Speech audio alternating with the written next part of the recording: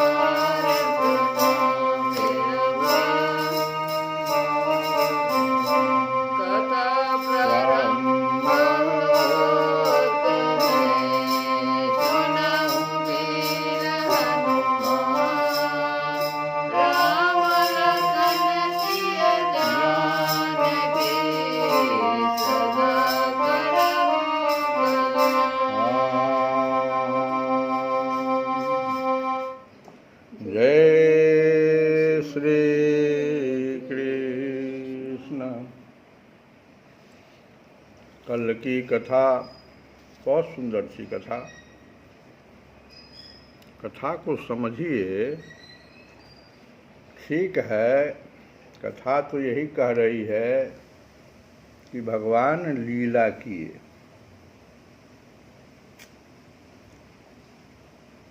और कैसा लीला किए यह समझना है। कि भक्त है नेपाल की तराई में, मिथिला धाम में, भगवान हैं द्वारिका में। न भक्त कभी जा रहा है भगवान के पास, और आज तक भगवान भी भक्त के पास नहीं आए। कथा ये है, समझना ऐसे है। भक्त का नाम था मिथिला नरेश बहुलाश्व, इनको जनक जी भी कहते हैं। और एक उसी जगह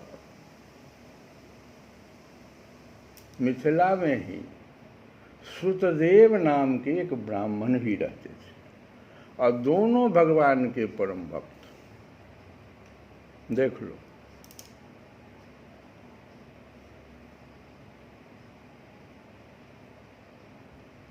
भगवान सोचे कि भक्त तो आ नहीं रहा है, तो मुझे ही चलना चाहिए। क्योंकि गीता में भगवान ने एक संकेत दिया है। कहते हैं भगवान कि ये यथा माम प्रपद्यन्ते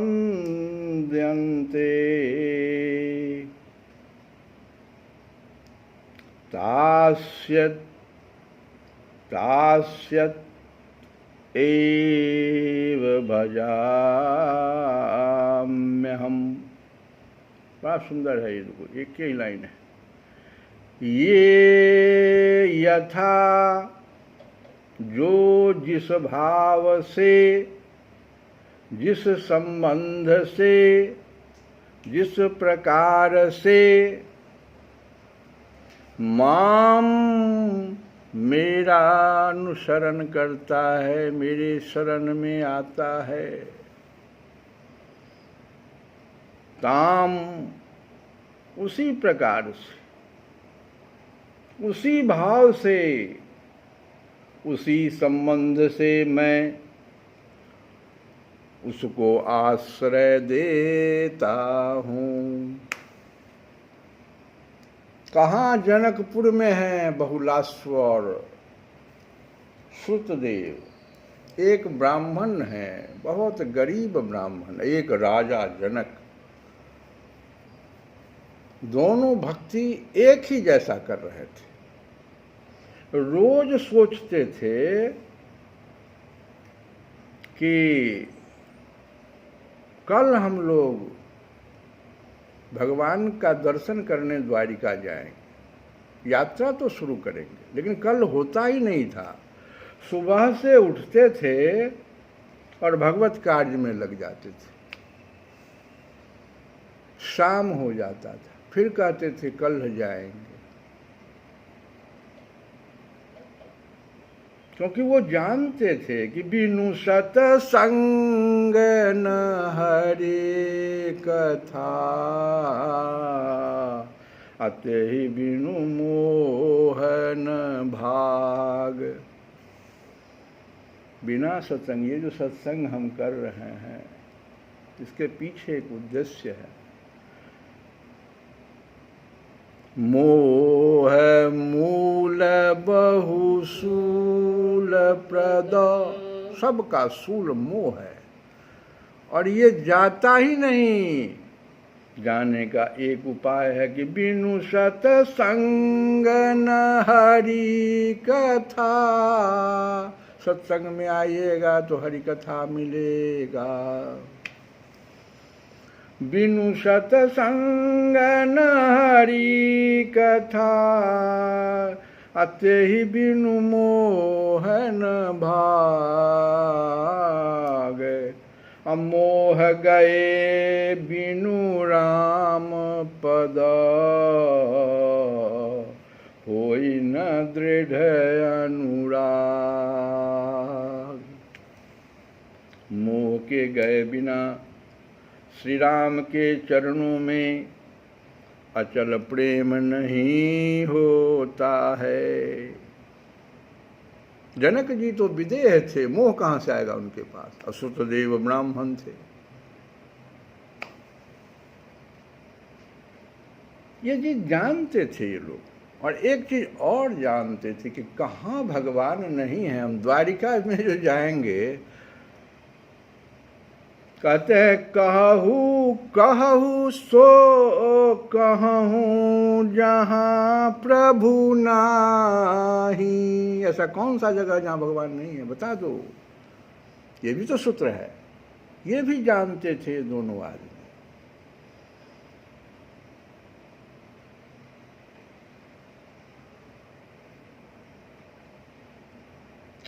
और यह भी जानते थे कि मिलहि न रघुपति बिनु अनुरागा, बिना प्रेम के भगवान नहीं मिलेंगे। मिलहि न रघुपति बिनु अनुरागा, और उसके लिए किए जोग तप ज्ञान विरागा, किए जोग जोग तप ज्ञान विराग। बिना प्रेम के केवल योग तप ज्ञान और वैराग्य से रघुनाथ जी नहीं मिलते। ध्यान दीजिए, प्रेम चाहिए उनको, प्रेम। जो प्रेम ये बहुलाश्व जी और सुतदेव ब्राह्मण दे रहे थे, और भगवान अकेले नहीं आए। तो देखो, गौर करो, भगवान क्या किए, सारे ऋषियों को साथ कर लिए। नारद जी को, बाल व्यास जी को, बाल व्यास जी के पुत्र जो कथा गा रहे हैं सुखदेव जी, उनको भी साथ कर लिए। परशुराम जी को, सारे लोग चलिए मेरे साथ, चलिए हम दिखाते हैं कि कैसा मेरा भक्त है। और जैसे मिथिला के भूमि के पास आए तो भगवान कहते हैं इन सातों ऋषियों से कि देखो भाई सुनो, एक बहुत बड़ी लीला हम करेंगे। तो क्यों, आप लीला क्यों कीजिएगा? पहले कहे क्या कि तो तुम सातों पहले 2 रूप बनाओ, 7 डबल हो जाओ। ये दारुक जो मेरा है ये भी डबल हो जाएगा, रथ जो मेरा ये भी डबल हो जाएगा, मैं भी 2 रूप में चला जाऊंगा। क्योंकि यह बात नहीं होनी चाहिए न बहुलाश्व के यहाँ और न ब्राह्मण के यहाँ। ब्राह्मण देवता के यहाँ अगर हम पहले चले गए तो राजा कहेंगे कि हमसे कोई भारी भूल हो गई, जो दुर्योधन के यहाँ घट गई थी घटना। दुर्योधन गृह मेवा त्यागो, साग विदुर घर खाई। भगवान बहुत सचेत है, कहते हैं ऐसा नहीं करेंगे हम। और पहले राजा के यहाँ चले जाएंगे तो ये ब्राह्मण देवता पता नहीं क्या कर लेंगे। इसीलिए 2 रूपों में बट जाओ। और भक्त को भगवान का सगुण रूप चाहिए। भक्त यह जानता है कि भगवान कहाँ नहीं है। अब ये तो गाए हम, कहूँ सो कहूँ का जहाँ प्रभु नाही। जानता है भक्त। प्रहलाद से पूछ दिया हिरण्यकश्यप ने कि इस खंभे में है, कहाँ है? तलवार उठाया, भगवान आ गए। लेकिन इसके बावजूद भी भक्त भगवान के सगुण रूप का दर्शन करना चाहता है। इसका भी उदाहरण काकभुजुंड जी है। लोमस ऋषि से श्राप ले लिए, लेकिन वो जिद करते रह गए कि हमको तो सगुण रूप का दर्शन चाहिए। आप निर्गुण ब्रह्म की तो बहुत व्याख्या कर रहे हैं, सगुण रूप की बात ही नहीं कर रहे हैं। तो कथा ये है, और इसी कथा को हम गा रहे हैं कि जब भगवान और ये जो ऋषि मुनि थे, साथ में वो जो रथ और जो सारथी था, सब लोग दो दो हो गए, तो एक साथ भगवान जो है दोनों के यहाँ पहुंच गए, दोनों का आतिथ्य ग्रहण कर लिए। अब देखो कथा चल रही है कि ये पहले कथा अभी दोनों जगह की हम लोग नहीं सुन रहे हैं, पहुंच तो गए भगवान दोनों जगह, लेकिन कथा हम लोग सुन रहे हैं राजा के यहाँ का।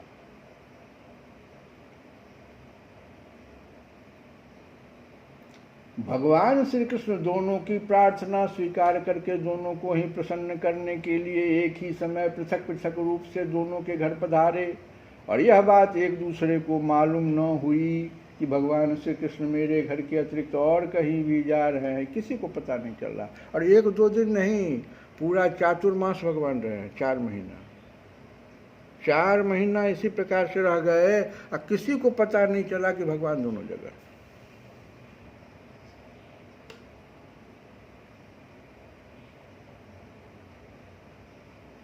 विदेहराज बहुलास्व बड़े मनस्वी थे, बड़ा खुश हो गए, नेत्रों से आंसू उमड़ पड़े और खूब समझो कि श्रद्धा विश्वास प्रेम से भगवान को, भगवत स्वरूप ऋषियों को, भगवान एवं भगवत स्वरूप ऋषियों को गंधमाला वस्त्र अलंकार धूप दीप अर्घ्य गौ बैल आदि समर्पित करके उनकी पूजा की। जब सब लोग पूजन करके तृप्त हो गए, तब राजा बहुलास्व भगवान श्री कृष्ण के चरणों को अपनी गोद में लेकर बैठ गए और बड़े आनंद से धीरे धीरे उन्हें सहलाते हुए बड़ी मधुर वाणी से भगवान की स्तुति करने लगे। यहाँ तक हम लोग आए थे। राजा बहुलास्व ने क्या कहा सुनिए स्तुति में कि प्रभो, आप समस्त प्राणियों के आत्मा साक्षी एवं स्वयं प्रकाश हैं। हम सदा सर्वदा आपके चरण कमलों का स्मरण करते रहते हैं, इसी से आपने हम लोगों को दर्शन देकर कृतार्थ किया है। भगवान, आपके वचन हैं कि मेरा अनन्य प्रेमी भक्त मुझे अपने स्वरूप बलराम जी, अर्धांगिनी लक्ष्मी और पुत्र ब्रह्मा से भी बढ़कर प्रिय है। ये आपके वचन है भगवान।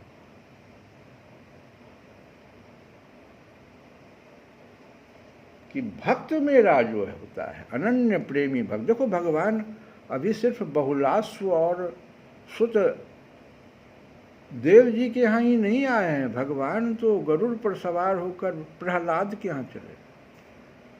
भगवान राम अगस्त जी के यहाँ चले जा रहे हैं, खूब भक्त का लक्ष्मण जी से पूरे रास्ते भर अगस्त जी के बारे में बता रहे हैं कि चलो हम कहाँ ले जा रहे हैं तुमको, देखो। भगवान अपने भक्त अनन्य प्रेमी भक्त के, ये वचन है आपका, कह रहे हैं बहुलास्व जी कि आपके वचन है कि मेरा अनन्य प्रेमी भक्त मुझे अपने स्वरूप बलराम जी से ज़्यादा प्रिय। ये बात राम जी कई जगह कहे कि भरत से ज़्यादा प्रिय भक्त, अर्धांगिनी लक्ष्मी और पुत्र ब्रह्मा से भी बढ़कर प्रिय है। अपने उन वचनों को सत्य करने के लिए ही आपने हम लोगों को दर्शन दिया है। भला ऐसा कौन पुरुष है जो आपकी इस परम दयालुता और प्रेम परवस्था को जानकर भी आपके चरण कमलों का परित्याग कर सके। प्रभो, जिन्होंने जगत की समस्त वस्तुओं का एवं शरीर आदि का भी मन से परित्याग कर दिया है, उन परम शांत मुनियों को आप अपने तक को भी दे डालते हैं। आपने यदुवंश में अवतार लेकर जन्म मृत्यु के चक्कर में पड़े हुए मनुष्यों को उससे मुक्त करने के लिए जगत में ऐसे विशुद्ध यश का विस्तार किया है जो त्रिलोकी के पाप ताप को शांत करने वाला है। प्रभु, आप अचिंत्य अनंत ऐश्वर्य और माधुर्य की निधि हैं। सबके चित्त को अपनी ओर आकर्षित करने के लिए आप सच्चिदानंद स्वरूप श्याम ब्रह्म हैं। आपका ज्ञान अनंत है। परम शांति का विस्तार करने के लिए आप ही नारायण ऋषि के रूप में तपस्या कर रहे हैं। मैं आपको नमस्कार करता हूँ।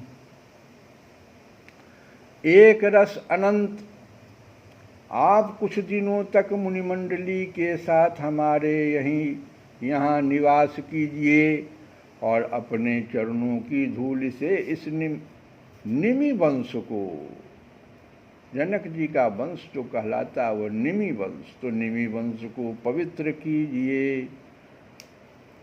और यहीं पर सुखदेव जी कहते हैं कि परीक्षित, क्यों प्रश्न करता थे परीक्षित,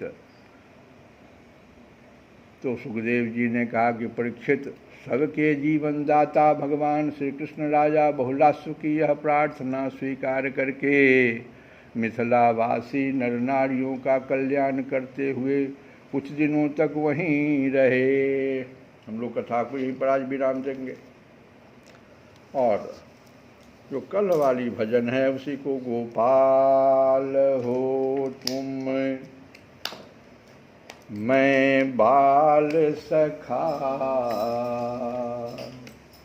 गोपाल हो तुम मैं बाल सखा, तुम और नहीं मैं और नहीं, तुम और नहीं मैं और नहीं। मैं बालक हूँ तुम मातु पिता,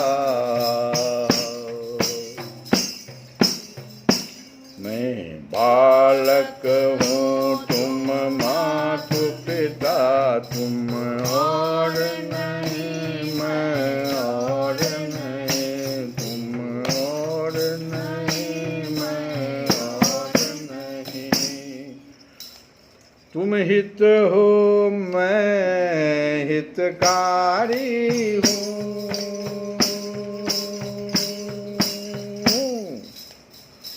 तुम कर्म हो मैं कर्मकारी हूँ, तुम कर्म हो मैं कर्मकारी हूँ। तुम ठाकुर हो मैं पुजारी हूँ, तुम ठाकुर हो मैं पुजारी, तुम और नहीं मैं और नहीं, तुम और नहीं मैं और नहीं। आगे कहते हैं कि तुम कमल हो मैं रस भरा हूँ,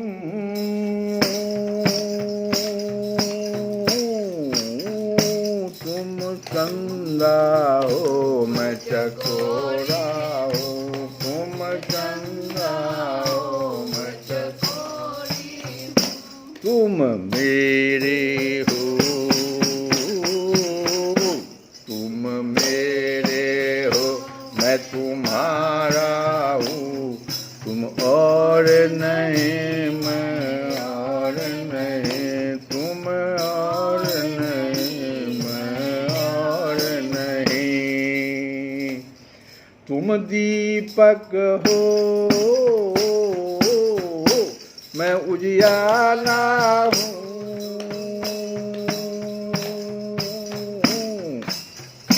तुम दाता मैं दरवाला हूँ, तुम दाता मैं दरवाला, तुम गायत्री